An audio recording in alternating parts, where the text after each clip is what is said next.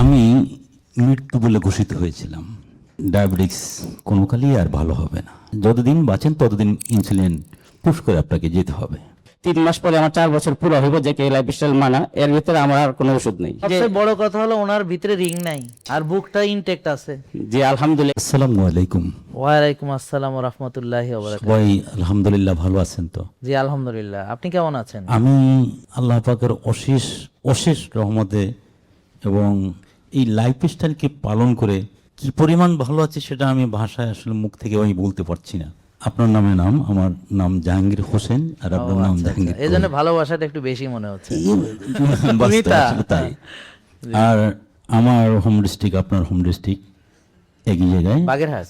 বাগেরহাট। ও খাইছে, সব দিকে মিল আলহামদুলিল্লাহ।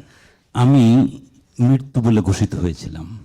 আমি আইসিইউতে ছিলাম সেপ্টেম্বরের 7 তারিখ থেকে 11 তারিখ পর্যন্ত আইসিইউতে ছিলাম। কত সালে? এই গত সেপ্টেম্বরে।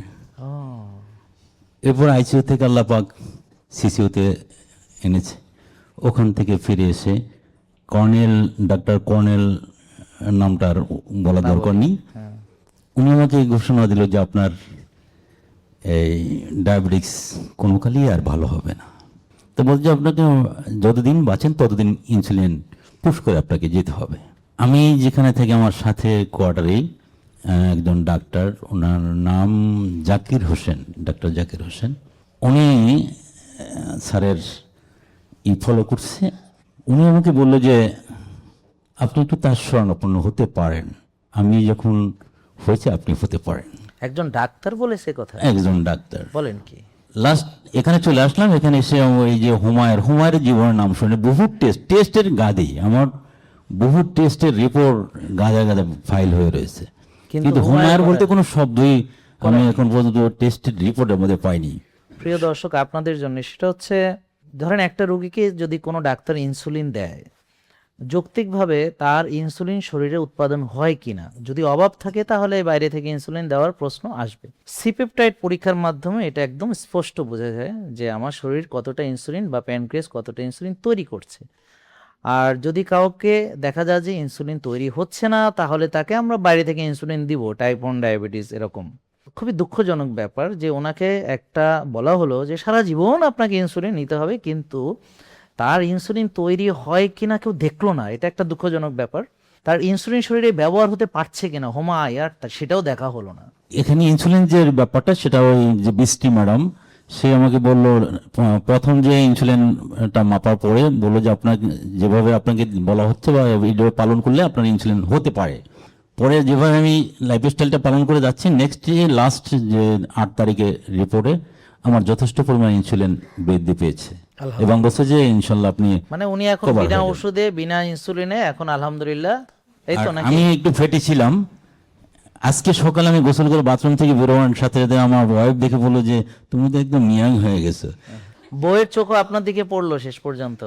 সাধারণত বউরা তো হাজবেন্ডকে ওভাবে দেখে না। হ্যাঁ আলহামদুলিল্লাহ, এটা তো রোগ আমরা তৈরি করেছি নিজেরা, খাদ্য অভ্যাসকে আপনার যদি একটু বলতেন। আসসালামু আলাইকুম রাহমাতুল্লাহ। জি আমি হাফেজ মাওলানা আনিসুর রহমান, আমার পুরান টাউনে জন্ম, বংশালে। মানে ওই যে ওই বিরানির ভিতর? জি একদম বিরানির দেশকির ভিতরে যত বিরানি আছে আর কি, বাংলাদেশের ভিতরে উৎপন্ন, ওইখান থেকে সৃষ্টি। তো ওইখান থেকেই আর কি তৈরি হবে আর কি। বড় বাবের পোলায় খায়ও আছে, সামনে ছোট বাবের পোলা খায়, বড় পোলা সবকিছু এখানে আছে। যেটা মানুষ ওখানে তো একসময় আমিও জাগতাম 12টা 1টা হইলো আমাদের সন্ধ্যা হয়। তো আলহামদুলিল্লাহ আমার মেনলি হইলো আমার 4 বছর আগে আর কি, 2022 সনে ওই রমজানে, তখন মার্চে ছিল, আমার প্রথমে ওই হার্ট অ্যাটাক হয় আর কি। জি। তো হার্ট অ্যাটাক হওয়ার পরে তখন আমি ওই আইসিইউ রুমে ছিলাম 7 দিন। আজকে দুইজন কি যুক্তি করে আসছেন, দুই আইসিইউ? সরি না তাকে আমি চিনি না। ওখান থেকে আমার এনজিওগ্রাম করা হয়। তো এনজিওগ্রামের ভিতরে মানে স্কেচ করছে, যে স্কেচের ভিতরে 3টা ব্লক করছে।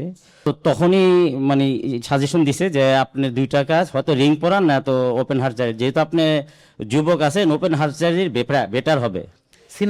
আমি আবার ওই এর ভিতরে ঢুকানোর আগে আমার ছোট ভাইরে বলে গেছিলাম যে ডাক্তাররা কিন্তু অনেক কিছু বলে দিব আর কি, মানে যাতে ওদের কামাইটা হয়, তুই খালি একটা কিছু কবি যে আমি টাকা নিয়ে আহি নাই, তাইলে দেখবি ঠান্ডা। তো আমি ওইখান থেকে বের হওয়ার পরে 6-7 বাংলাদেশের মনে হয় 4-5 জন ডাক্তারকে শ্রেষ্ঠ এরকম 5 জনকে দেখাইছি, তার মধ্যে হার্ট ফাউন্ডেশনের যিনি রিং পড়ায়, নাম না বলি, হ্যাঁ হ্যাঁ নামের কথা বলি নাই, তো উনি আবার সিডিটা দেখে বলছে যে আপনার তো স্কেচের ভিতরে একটা 99, একটা 90, একটা 70 বলছে, কিন্তু উনি হাত দিয়ে দেখাইলো এইখান দিয়ে আর একটা 100%, এটা আপনি স্কেচের ভিতরে আনে নাই, ওটা আমি সিডির ভিতরে দেখছি। তো মোট বলক আমার 4টা, অর্থাৎ 100, 99, 90 এবং 70। 3টা তো মাস্টলি লাগাই দেবো, যেহেতু 70-র উপরেই 3টা, 90-র উপরেই 3টা, আর একটা যেহেতু 70 আছে ওইটা যদি মনে হয় যে আমরা ঢুকাইতে মনে হয় তো করাই দেবো, কিন্তু আপনার 4টার প্রিপারেশন নিয়ে আসতে হবে। পারলে ঢুকাবো, নাইলে এটা হ্যাঁ এটা থাকবে, কিন্তু 4 লাখ টাকা আপনার এটা পুরো জমা করতে হবে।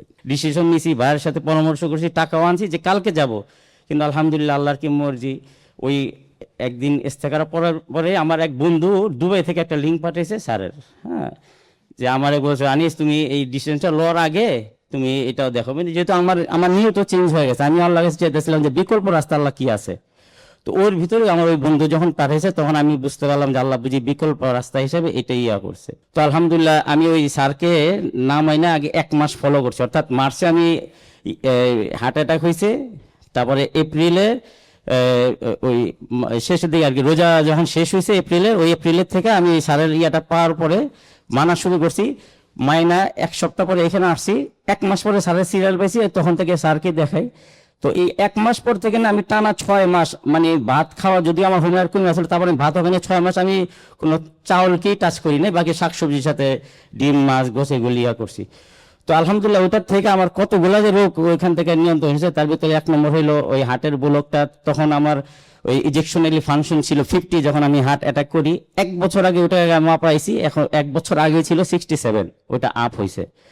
তারপরে আমার ডায়াবেটিস যেদিনকার থেকে মানা শুরু করছি, 3য় দিনই আমি দেখুন হাইপো হয়ে গেছি, অর্থাৎ 2 বেলা ইনসুলিন নিতাম, তখন এর পরের দিন 4র্থ দিন আমি 1 বেলা ছাড়ছি, 1 বেলা ছাড়ার পরেও দেখি ওই আবার হাইপো, পরে আমি ওই ইনসুলিন ছেড়ে দিলাম, অর্থাৎ আমি মানার পর থেকে 4র্থ দিন থেকে আমি ইনসুলিন 2 বেলায় ছেড়ে দিলাম।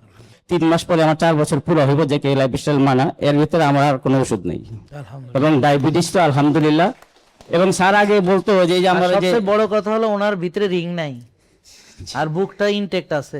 জি আলহামদুলিল্লাহ, এটা হলো সবচেয়ে বড় কথা। আমার আত্মীয় ওই গত 2 সপ্তাহ আগে ওই ওর হার্ট অ্যাটাক হয়েছে, তো জানে যে আত্মীয় স্বজন, তারপর অনেকেই আমাকে ফোন দেয়, অনেকে আমার মার্কেটের ভিতরে চকবাজারের দোকান অনেকেই জিজ্ঞেস করে, আমি অনেকে সাজে দিই, অনেকে এই যে আপনার প্রোডাক্ট আমি নিয়ে দিই, অনলাইনে তাদের নাম্বার দিতে আপনার নাম্বার মুখস্থ আমি বইলা দিই, তো ওরা প্রোডাক্ট নিয়ে যায়। আপনাদেরকে বলেন যে মুখস্থ আছে, ওই যে 09678242404, আলহামদুলিল্লাহ আমি সবাইকে এটা বলে দিই। এবং আমি যেহেতু বাসা বংশালে পুরানা পল্টন থেকে অনেকগুলি কাঠ নিয়েছি, কাঠ নিয়ে আমি ডাইরেক্ট দিয়ে দিয়েছি, যদি আপনার কাছে হয় তো পল্টন থেকে নিয়ে আনেন। আলহামদুলিল্লাহ। ভিটামিন ডি লেভেল আমার হার্ট অ্যাটাক হয়ে মাত্র 10 ছিল, এখানে এসে যখন মাপাইছি ওইটা এখন আলহামদুলিল্লাহ 67-তে আছে। আলহামদুলিল্লাহ, আরো বাড়বে ইনশাআল্লাহ। তো প্রিয় দর্শক, ওনাদের সঙ্গে আমরা আবার বিস্তারিত আলোচনা করব একদিন, দুজনকে নিয়েই, ওনারা আইসিইউ থেকে কিভাবে ফিরে আসলেন, কিভাবে হার্ট অ্যাটাক থেকে বাঁচলেন, এই নিয়ে আশা করি আপনারা যদি জানতে চান ওনাদেরকে নিয়ে পূর্ণাঙ্গ এপিসোডে আবার আসবো। ওনাদের অনেক কথা বলার আছে, কিন্তু আমাদের এখন এই মুহূর্তে এটা শোনার মতো সবার অবস্থা নেই।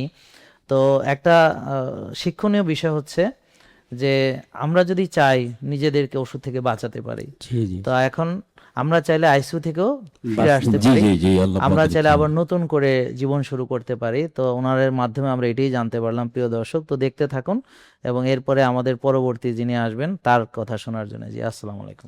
আসসালামু আলাইকুম, ভালো থাকুন, সুস্থ থাকুন।